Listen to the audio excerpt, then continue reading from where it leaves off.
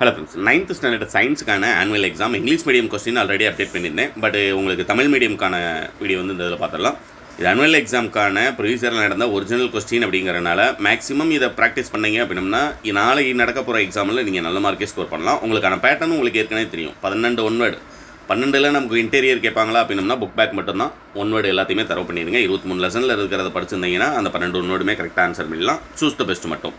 அது கீழே பார்த்தீங்க அப்படின்னா உங்களுக்கு 2 மார்க் கொஸ்டின் 7 எழுதணும், 4 மார்க் கொஸ்டின் 7 எழுதணும். இந்த 2 மார்க் கொஸ்டினுக்கு பார்த்தீங்க அப்படின்னா இது எல்லாமே நமக்கு ரிப்பீட்டட் தான். வேகம் மற்றும் திசை வேகம் ஒப்பிடுக, ஜூலின் வெப்ப விளைவு, கோளக ஆடி சமன்பாட்டை எழுதுக, அதன் பயன்படும் குறியீடுகள் ஒவ்வொன்றிற்கும் விளக்கம் தருக. அடுத்து பார்த்தீங்க அப்படின்னா கே மற்றும் சிஎல் ஆகியவற்றின் எலக்ட்ரான் பகிர்வு, பாரிஸ் சார்ந்து ரொம்ப ரொம்ப இம்பார்ட்டன்ட். கண்டிப்பாக நீங்கள் எந்த டிஸ்ட்ரிக்டாக இருந்தாலும் உங்களுக்கு இந்த கேள்வி இல்லாமல் இருக்காது. பாரிஸ் சார்ந்து. அடுத்து பார்த்தீங்க அப்படின்னா நீராவி போக்கு வரையறு.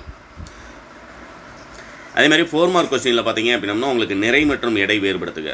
வேகம் திசை வேகம் அப்படிங்கிறது அதில் எப்படி ரிப்பீட்டடோ அதுமாதிரி உங்களுக்கு 4 மார்க்கில் நிறை மற்றும் எடை இந்த வருஷமே படிச்சிட்டிங்க அப்படின்னா அடுத்த வருஷமும் முதல் கேள்வியாக 10th உங்களுக்கு இதுதான் இருக்க போகுது. அதனால் தரவு பண்ணிடுங்க.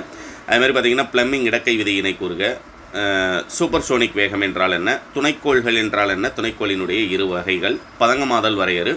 அடுத்து அப்படி கீழே வந்தீங்கன்னா வேறுபடுத்துக, கிராஃபைட் மற்றும் வைரம் வேறுபடுத்துதல், கார்பன் வேதியிடல் என்றால் என்ன, அப்படி கீழே வந்தீங்க அப்படின்னா கலப்படம் என்றால் என்ன. இது எல்லாமே நமக்கு ரிப்பீட்டட் கொஸ்டின்ஸ். அதுக்கு மேலே இருக்கக்கூடிய இதுவும் பார்த்தீங்க படிச்சுக்கோங்க. மனித சிறுநீரகத்தின் ஏதேனும் 2 முக்கிய பணிகளை குறிப்பிடுக. அடுத்து 31 தேனின் மருத்துவ முக்கியத்துவத்தை பற்றி எடுங்க. மேக்ஸிமம் உங்களுக்கு மோஸ்ட் இம்பார்ட்டன்ட் இருக்கக்கூடிய செலக்டட் கொஸ்டின் கொடுக்கணுன்றதுக்காக தான் இதை அப்டேட் பண்ணியிருந்தேன். இதில் இருக்கக்கூடிய 2 மார்க் 4 மார்க் அது போக கீழே பார்த்தீங்க அப்படின்னா இந்த 7 மார்க்கை படிச்சிருந்தீங்க அப்படின்னாலும் உங்களால் நீங்கள் எழுத வேண்டிய 2 மார்க் 4 மார்க் எல்லாத்தையுமே எழுத முடியும். இதில் பார்த்தீங்கன்னாலே உங்களுக்கு தெரியும் 3 2 மார்க் கொடுத்து தான் உங்களுக்கு சிங்கிள் 7 மார்க்கில் கேட்டிருக்கிறாங்க. இந்த 3 2 மார்க் எழுதுனீங்க அப்படின்னா அதுக்கு எவ்வளோ மார்க் அப்படிங்கிறதும் பக்கத்துலேயே உங்களுக்கு மென்ஷன் பண்ணியே கொடுத்துருப்பாங்க. பல்வேறு வகையான இயக்கங்கள் 4 மார்க் கொஸ்டின். கடல் நீரில் நீந்துவது ஆற்றில் நீந்துவதை விட எளிதாக இருப்பது ஏன் 2 மார்க் கொஸ்டின். வெற்றிடத்தில் ஒளியின் திசைவேகம் என்ன, இது 1 மார்க் கொஸ்டின். அதுமாதிரி ஹெப்லர் விதியை வரையறு 3 மார்க்கு.